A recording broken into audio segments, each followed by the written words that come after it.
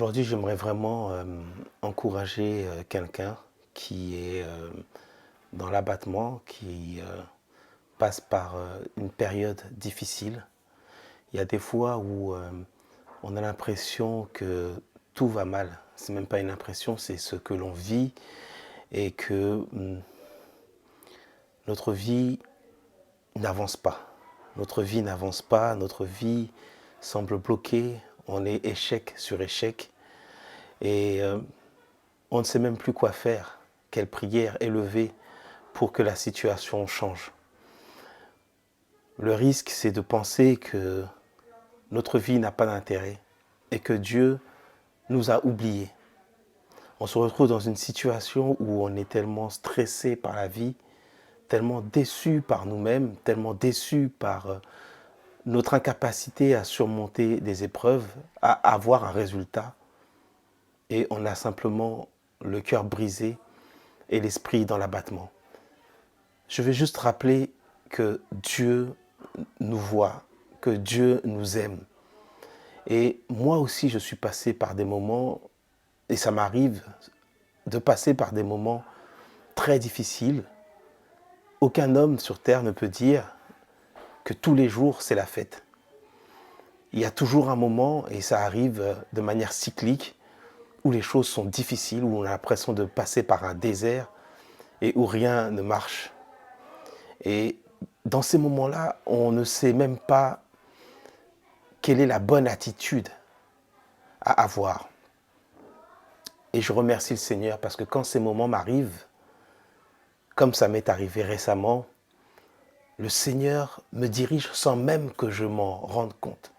Il me dirige vers la bonne parole, le bon message d'un frère, d'un pasteur, le bon chant d'adoration pour me relever, pour me permettre de ne pas abandonner. Et par cette vidéo, j'aimerais juste te donner quelques paroles en espérant que le Seigneur te dirige vers ces paroles et que ces paroles te redonnent une force. L'Éternel dit, Ésaïe 58, verset 11, « L'Éternel sera toujours ton guide. Il rassasiera ton âme dans les lieux arides. » Lorsque rien ne va, on se retrouve comme dans un lieu aride, dans un lieu désert. Et dans le désert, il n'y a pas de chemin balisé. On ne sait pas s'il faut aller à droite ou à gauche. On est perdu. Non seulement on ne sait pas où aller pour trouver une force, mais on sait qu'on se retrouve dans une situation, dans un lieu où habituellement, il n'y a pas de ressources, il n'y a pas d'éléments pour nous revigorer.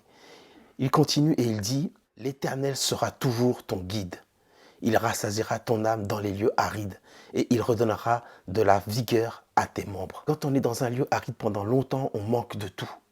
On manque de ce qui est nécessaire pour redonner de la force à notre âme. Ce lieu aride, ça peut être une maladie qui dure, ça peut être un échec répété, ça peut être un manque financier, ça peut être un manque sentimental qui dure et qui perdure.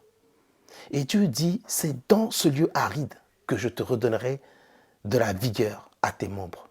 Donc Dieu dit qu'il ne va pas forcément nous sortir de ce lieu aride, mais c'est dans ce lieu aride qu'il va pourvoir à nos besoins.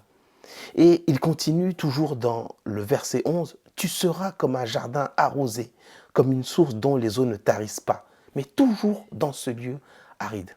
C'est dans ce lieu aride que Dieu veut nous conduire, que Dieu veut nous fortifier, que Dieu veut nous renouveler, que Dieu veut nous redresser.